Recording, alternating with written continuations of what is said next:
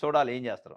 ప్రభుత్వంలో వైసీపీ ఫేకులు, ఏకంగా ఫేక్ జీవోల సృష్టి, సర్కారు ప్రతిష్ట దిగజార్చే యత్నం, సచివాలయంలోని కీలక విభాగాల్లో జగన్ సానుభూతి పరులు హల్చల్, వారి అండదండతోనే జీవోలు లీకులు.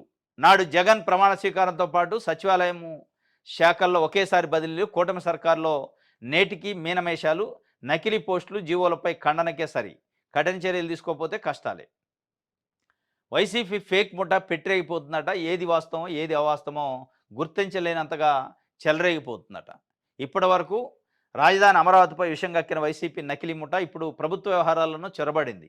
జీవోల విషయంలోనూ మకిలి అంటిస్తుంది. ఈ బురద కడుక్కోవడం, నకిలీలకు చెక్ పెట్టడం వరకే పరిమితం అవుతున్న చంద్రబాబు ప్రభుత్వం ఫేక్ ముఠాపై కఠిన చర్యలకు ఉపకరించడం లేదన్న విమర్శలు వస్తున్నాయట. ఆంధ్రజ్యోతి పత్రిక రాసింది. ఈరోజు చంద్రబాబు నాయుడు గారి ప్రభుత్వంలో వైసీపీ సానుభూతి పరులు ఉండరట. మరి వాళ్ళు ఎవరు చెప్తే అయిపోయా. ఈ వార్త రాసే బదులు ఇగో ఫలానా ఆఫీసర్లు జగన్మోహన్ రెడ్డికి వైసీపీకి సానుభూతి పరులు, వాళ్ళని తొలగించండి అని జాబితా ఇవ్వచ్చు కదా మీరు. మీకు ఇంత స్పష్టంగా వైసీపీ ఫేక్ ముఠా ఉందని తెలిసిన తర్వాత ఎందుకు ఇవ్వలేని పరిస్థితి నిజంగా ఉన్నారా? లేదా నిజంగా ఉంటే చంద్రబాబు నాయుడు గారు అంత మరీ అసమర్థంగా ఉన్నారా? ఆయన ప్రభుత్వంలో పనిచేస్తున్న అధికారులు ఎవరు ఎట్లాంటి వాళ్ళు తెలుసుకోలేని పరిస్థితుల్లో చంద్రబాబు నాయుడు గారి యొక్క ప్రభుత్వం దిగజారిపోయింది. ఆయనకి ప్రభుత్వం పైన అసలు పట్టు లేదా? మీరు చెప్తున్న దాన్ని బట్టి మీ పట్టు లేని పరిపాలన ఏం చేస్తారు? ఆంధ్రజ్యోతి రాసింది వైసీపీ ఫేక్ ముఠా అని చెప్పి. ఫేక్ జీవోలు కూడా వచ్చినాయట. రౌడీ షీటరు శ్రీకాంత్కి పెరోల్ కోసం ఇద్దరు తెలుగుదేశం పార్టీ ఎమ్మెల్యేలు రికమెండ్ చేశారు.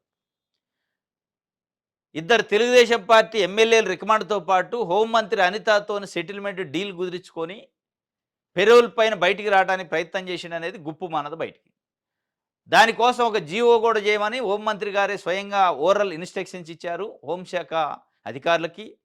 దాన్ని బేస్ చేసుకొని అనివార్యమైన పరిస్థితుల్లో జీవో బయటకు వచ్చింది.